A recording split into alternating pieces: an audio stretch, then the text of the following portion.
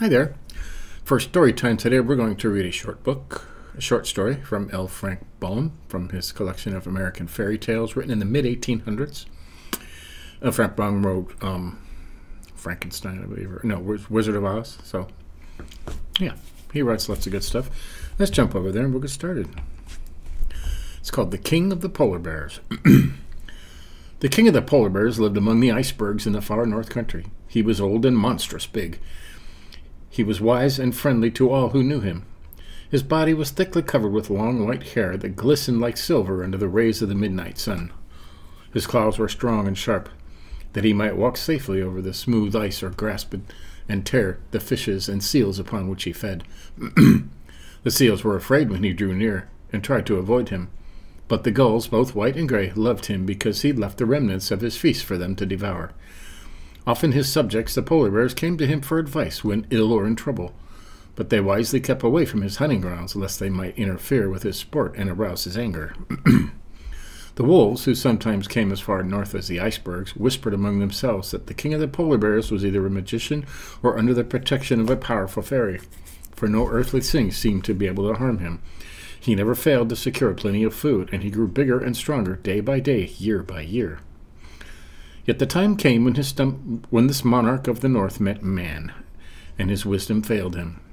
He came out of his cave among the icebergs one day and saw a boat moving through the strip of water which had been uncovered by the shifting summer ice. In the boat were men. The great bear had never seen such creatures before, and therefore advanced towards the boat, sniffing the strange scent which aroused curiosity and wondering whether he might take them for friends or foes, food or carrion. When the king came near the water's edge, a man stood up in the boat. With a queer instrument, made a loud bang. The polar bear felt a shock. His brain became numb. His thoughts deserted him. His great limbs shook and gave way beneath him, and his body fell heavily upon the hard ice. That was all he remembered for a time. When he awoke, he was smarting with pain on every inch of his huge bulk, for the men had cut away his hide with the glorious white hair and carried it with them to a distant ship. Wow. Above him circled thousands of his friends the gulls, wondering if their benefactor were really dead, and was it proper to eat him? Oh, yuck. But when they saw him raise his head and groan and tremble, they knew he still lived, and one of them said to his comrades, "The wolves were right. The king is a great magician, for even the men cannot kill him, but he suffers for lack of covering. Let us repay his kindness to us by each giving him as many feathers as we can spare." The idea pleased the gulls, one after another. They plucked with their beaks the softest feathers from under their wings, and flying down, dropped them gently upon the body of the king of the polar bears. Then they called to him in a chorus, "Courage, friend, our feathers are soft and beautiful as your own shaggy hair. They will guard you from the cold winds and warm you while you sleep. Have courage, then, and live." And the king of the polar bears had courage to bear his pain, and lived and was strong again. The feathers grew as they had grown upon the bodies of the birds, and covered him as his own hair would have done. Mostly they were pure white in color, but some of them, from the gray gulls, gave his majesty a slight mottled appearance. The rest of that summer, and all through the 6 months of the night, the king left his icy cavern only to fish or catch seals for food. He felt no shame at his feathery covering, but it was still strange to him, and he avoided many of his brother bears, any of his brother bears. During this period of retirement, he thought much of the men who had harmed him, and remembered the way they had made their great bang, and he decided it was best to keep away from such fierce creatures. Thus he added to his store of wisdom. When the moon fell away from the sky and the sun came to make the icebergs glitter with the gorgeous tintings of the rainbow, 2 of the polar bears arrived at the king's cavern to ask his advice about the hunting season. But when they saw his great body covered with feathers instead of hair, they began to laugh, and one said, "Our mighty king has become a bird. Who ever before heard of a feathered polar bear?"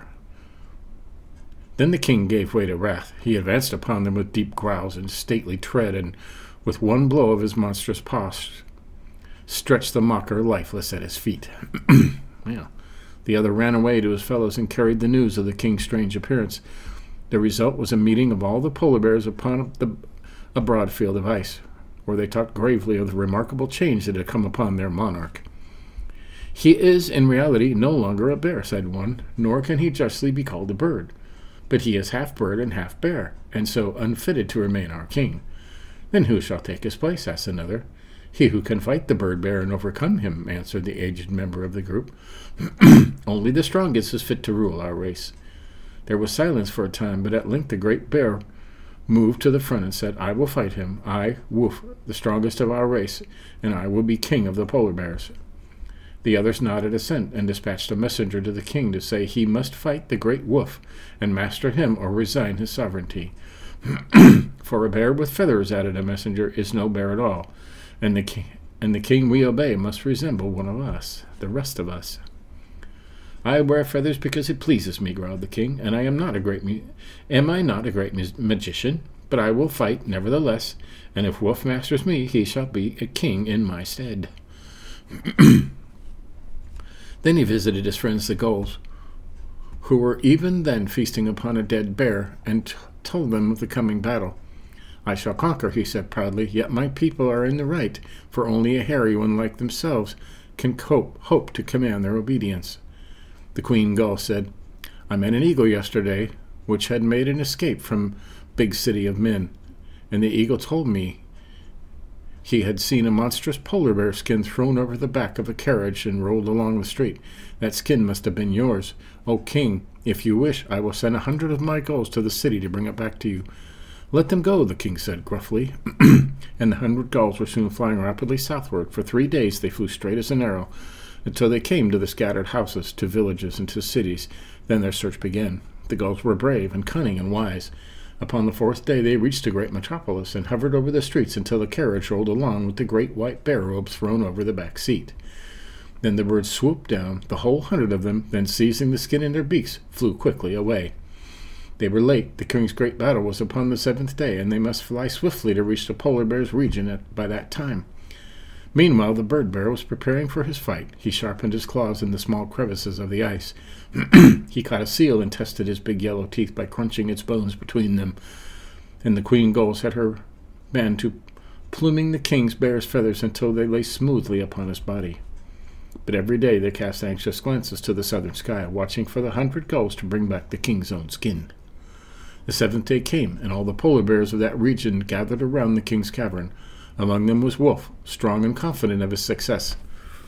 "The bird bear's feathers will fly fast enough when I get my claws upon him," he boasted, and the others laughed and encouraged him. The king was disappointed at not having recovered his skin, but he resolved to fight bravely without it. He advanced from the opening of his cavern with a proud and kingly bearing, and when he faced his enemy, he gave so terrible a growl that Wolf's heart stopped beating for a moment. And he began to realize that a fight with the wise and mighty king of his race was no laughing matter. After exchanging 1 or 2 heavy blows with his foe, Wolf's courage returned, and he determined to dishearten his adversary by bluster. "Come nearer, bird bear," he cried. "Come nearer, that I may pluck your plumage." The defiance filled the king with rage. He ruffled his feathers as a bird does, until he appeared to be twice his actual size. Then he strode forward and struck Wolf so powerful a blow that his skull cracked like an egg shell, and he fell prone upon the ground. While the assembled bears stood looking with fear and wonder at their fallen champion, the sky became darkened. 100 gulls flew down from above, and dripped upon the king's body a skin covered with pure white fur that glittered in the sun like silver. And behold, the bears saw them, before them the well-known form of their wise and respected master, and with one accord they bowed their shaggy heads in homage to the mighty king of the polar bears. This story teaches us that true dignity and courage depend not upon outward appearance, but come rather from within. Also, that brag and bluster are poor weapons to carry into battle. And yes, they are. So, that was the story of the King of the Polar Bears, written by L. Frank Baum. And we'll get into more of these. There's lots of these American fairy tales in this book left. So, until next time, that's today's short story. Keep reading. See you next time.